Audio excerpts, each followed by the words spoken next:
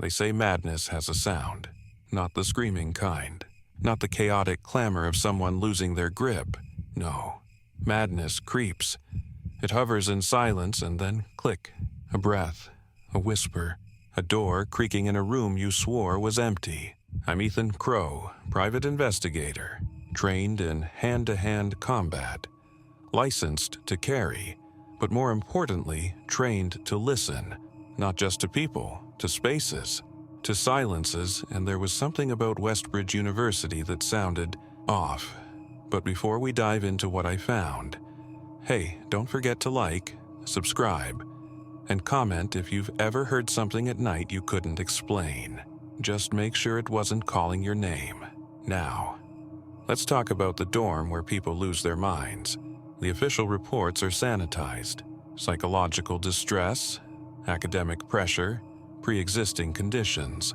But there's a pattern. Over the last 5 years, 9 students in the same dormitory, Anderson Hall, have had psychotic breaks, all in the same semester, all referencing something that doesn't officially exist, Room 9.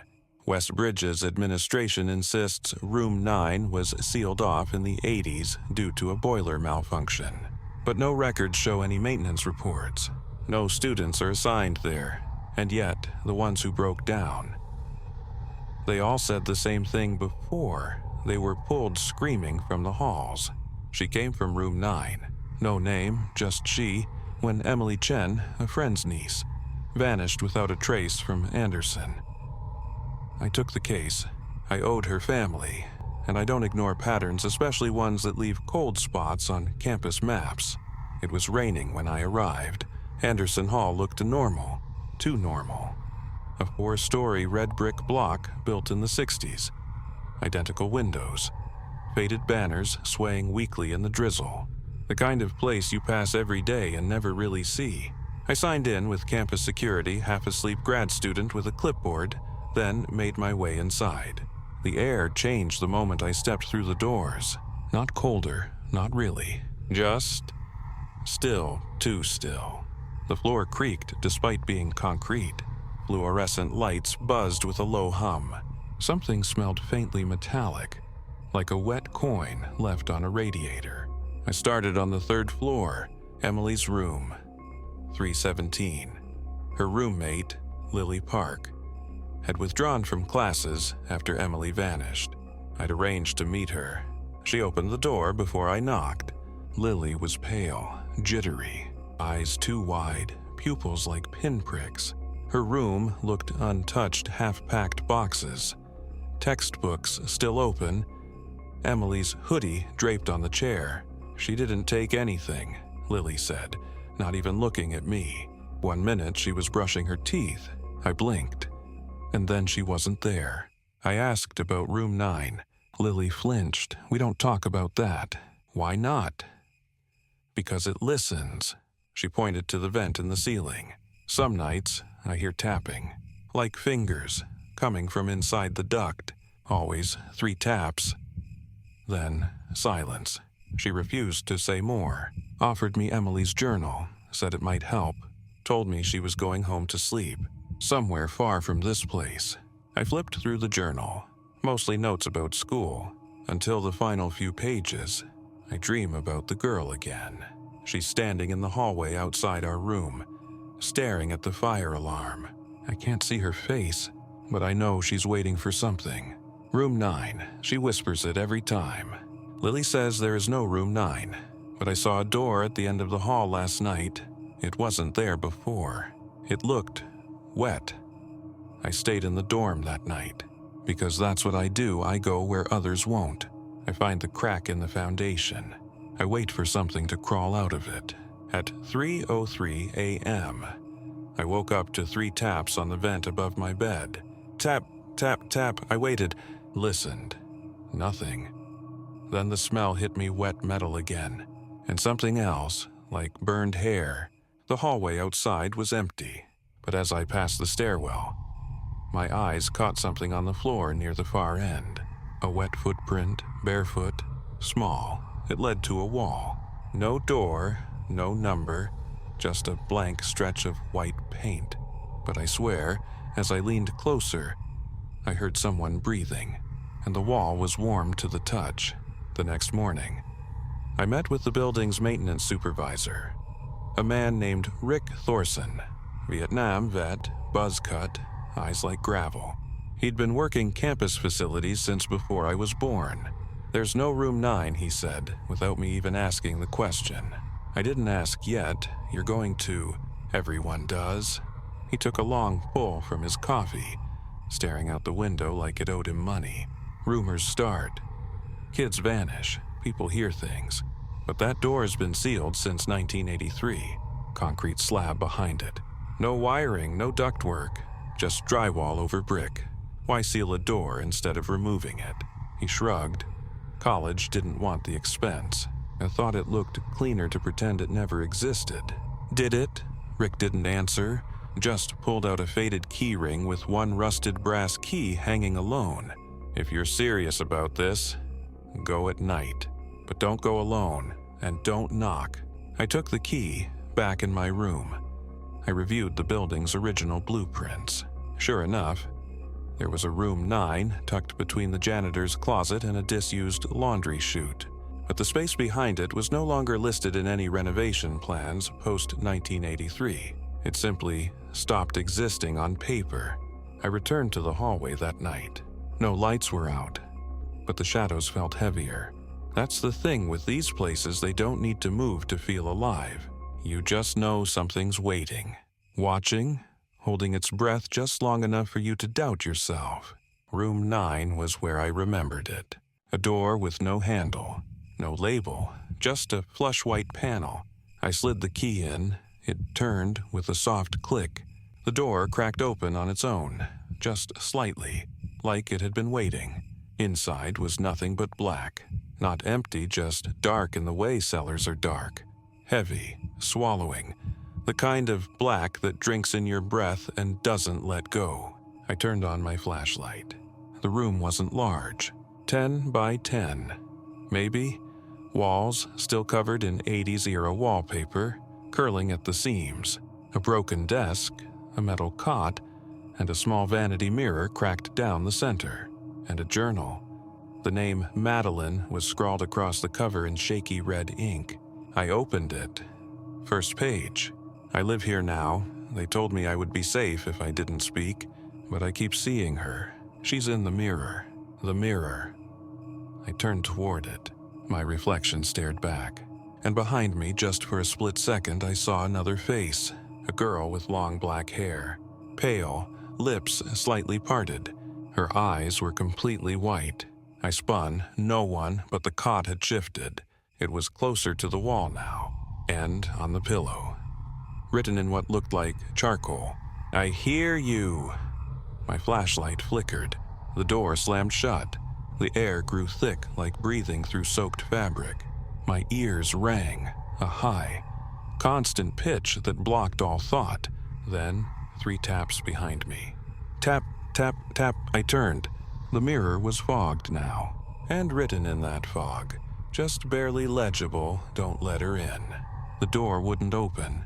I pressed my shoulder into it, kicked, yelled nothing. The air got colder. My breath came in clouds. Behind me, the cot creaked. Something sat on it. I didn't look. I couldn't look. And then I remembered what Rick said. Don't knock, but I had opened the door. That was worse.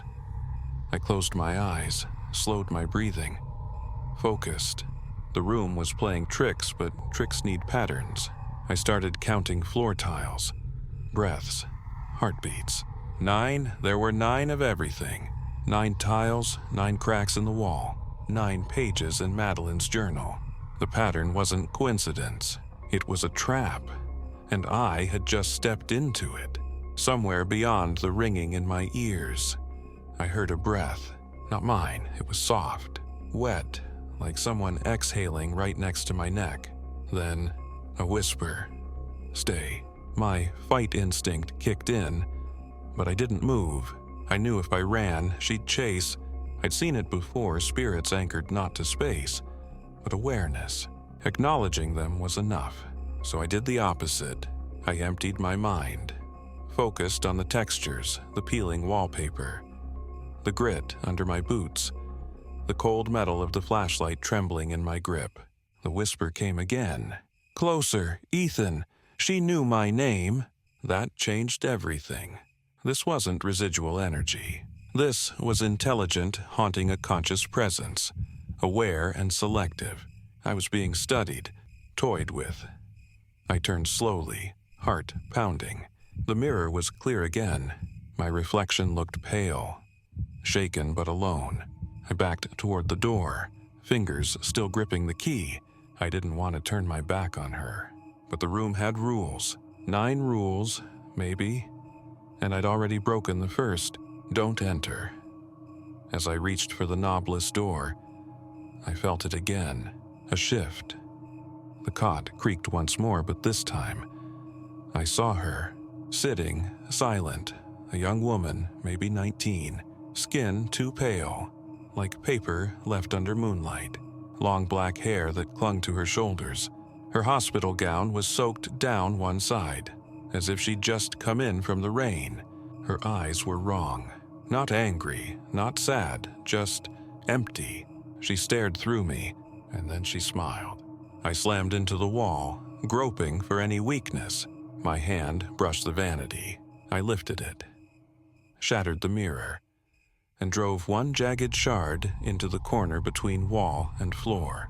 A trick I learned years ago from a monk in Saigon.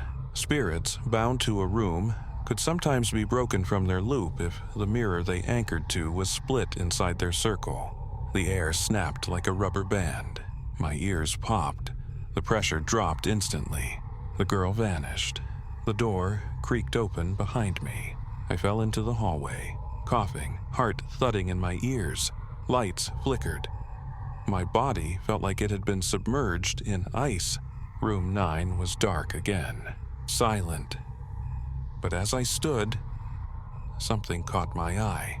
A student male, maybe 20, was standing at the far end of the hall, staring at the door. His hand was lifted, ready to knock. I ran. "Hey, don't." He turned, startled. "You saw her too." His voice trembled. "They say if you knock 3 times, she answers." I thought it was a joke. He looked hollow, like he hadn't slept in days. She came to my room 2 nights ago, just stood at the foot of my bed, didn't move, just stared. And I think I let her in. I froze. Let her in, how? He looked at me, eyes glassy. I dreamed about her, and when I woke up, my roommate was gone. I asked his name. Daniel Kessler. The name was familiar. I flipped through Emily's journal later that night, desperate for connections. On one torn page, written in shaky ink, were 2 words circled in red: Kessler's door. And beneath it, the cycle begins again. I dug deeper into university records, old news clippings, anything with the name Kessler. That's when I found it. In 1983, the same year, room 9 was sealed. A freshman named Madeline Kessler had a complete mental break, claimed a girl lived in the walls, that she spoke through vents, that the mirror bled when she slept. She was found hanging in room 9. Her body was never removed.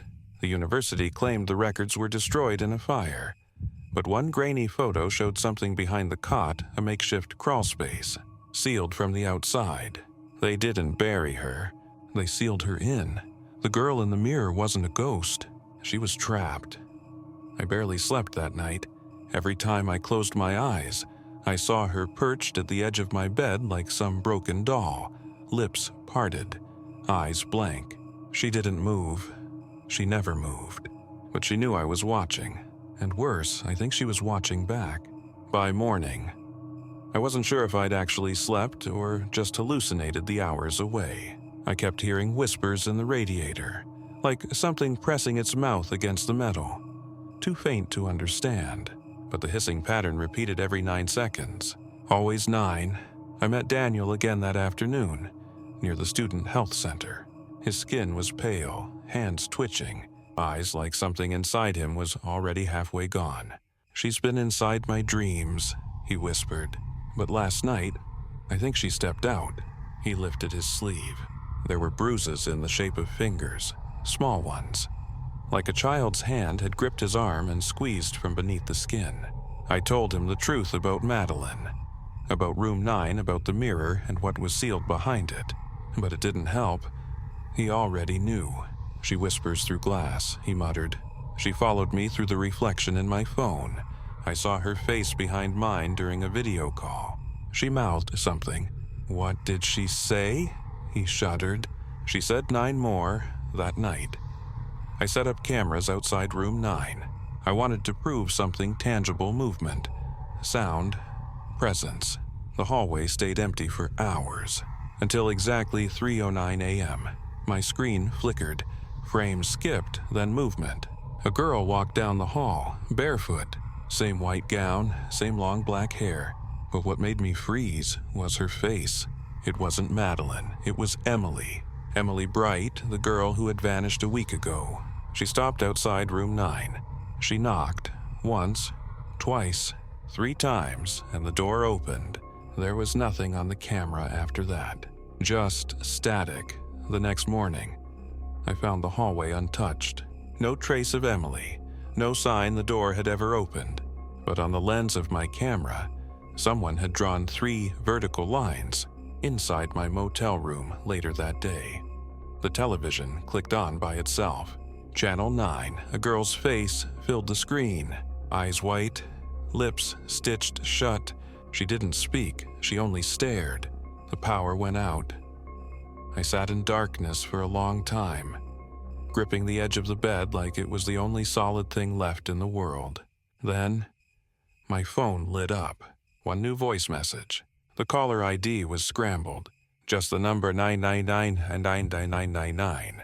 I hit play. At first, nothing but static. Then, a soft voice. "You looked in the mirror." The line went dead. My reflection in the black screen smiled. But I left the motel before dawn. Something about that voice, so gentle, so knowing, had twisted itself deep into my skull. I couldn't shake it. It followed me into silence, into my breath, into my own thoughts. "You looked in the mirror," as if the act itself had invited her, as if seeing her gave her permission. I drove through fog so thick I could barely see the road. Every shadow looked like a figure. Every flicker in the rearview mirror made me flinch. I didn't go back to the dorm. I went to the archives. There, in a dusty storage basement beneath the university library, I found the original blueprints for the oldest wing of campus, where room 9 sat like a tumor in the center of the floor plan. But something was off. There was a space beneath room 9. No stairs, no access. No notes, just a void, blacked out. A handwritten scribble on the margin said, "Do not unseal. Dean H. Conway, 1983." My blood ran cold. That same name had appeared in Emily's journal, underlined, dated in red ink.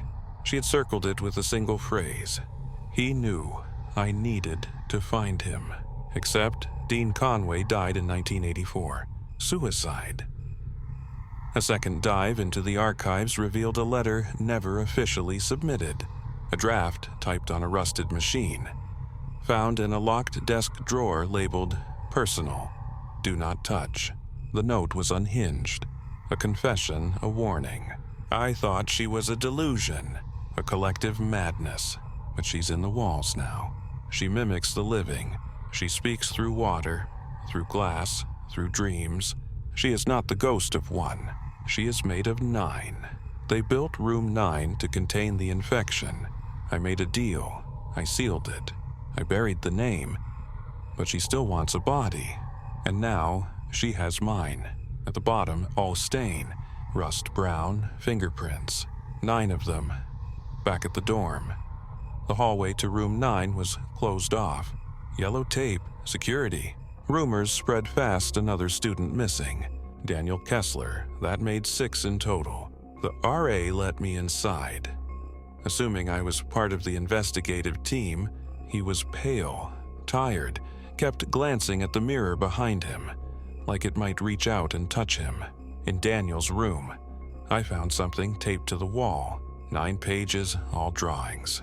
All of the same girl, long black hair, blank eyes, smiling lips, but each image was slightly different, as if she'd been moving in sequence. And on the 9th page, she wasn't alone.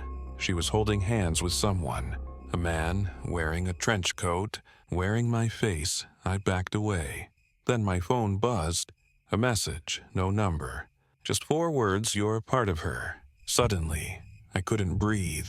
I stared into the mirror across the room, and my reflection blinked a half-second too late. I wasn't alone in my skin anymore. She had found a way in. I checked into a cheap motel 2 towns away, leaving everything behind: my gear, my laptop, my badge. I needed distance, time, space to think. But you can't run from something inside you. That night, I dreamt I was walking through the hallway of the dorm again. Room 9 at the end, door wide open. Emily stood just inside, hand outstretched. But she wasn't reaching for me. She was pointing behind me. I turned. She was there. Not Emily, not Madeline. Her face was fractured like a cracked porcelain mask stitched together with hairline scars. Her mouth didn't move, but I heard her inside my mind. "You opened the mirror." I woke gasping, drenched in sweat. The clock on the nightstand read 3:09 a.m. The television flicked on, Channel 9. My reflection stared back at me from the black screen, but it winked. I called an old contact, an occult archivist named Avery Deeks, who owed me favors and didn't ask too many questions. He picked up after 1 ring. "I've been waiting for your call," he said flatly. "How? You've seen her." In the mirror, a long silence. Then, almost a whisper. "She's not a ghost, Ethan. She's a tulpa, a thought form. A being willed into existence by belief, by fear, by collective obsession. She was born in room 9, he continued, but she didn't die there. She was imagined there. Created by who? By the first 9 students who lived in that room in 1979. They dabbled in something called the mirror rite, tried to summon a guardian spirit. What they created was not a guardian. It needed a name, so it borrowed pieces of theirs. My mind reeled. You mean, yes. 9 souls, 1 body. And every time someone sees her, remembers her, speaks about her, she grows. But how do you stop something like that? Avery hesitated. You don't. You just forget. He hung up. I packed, left the motel within the hour, tossed my phone in a river, burned the pages I'd collected, destroyed the tapes. I was done, or so I thought. But the mind doesn't unsee. Images linger, whispers, echo. And now, I see her in every screen, every mirror. In the reflection of my car window, in the eyes of strangers, I speak her name without meaning to.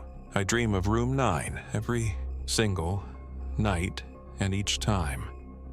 She gets closer. Last night, she was beside me.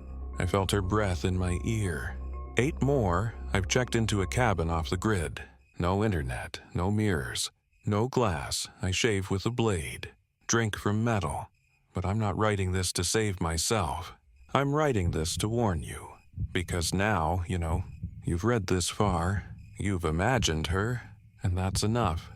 Somewhere, she's stirring. Somewhere, the reflection is forming. If you dream of a door marked 9, don't open it, even if she knocks.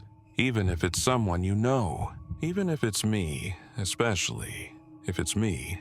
And hey, if you're still here, if you made it to the end of this story, that means you heard the knocking too, didn't you? Maybe just once, maybe 3 times. Maybe it was nothing, just your house creaking. A draft, or maybe she's already chosen you. So before you close this video, do one last thing for me. Drop a comment below.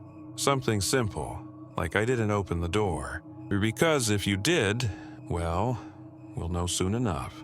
And if you're brave or foolish enough to come back for more twisted cases, real or not, hit that subscribe button. But remember, if your screen flickers at 3:09 a.m. tonight, don't look directly at it. That's how she gets in. Until next time, try not to see her.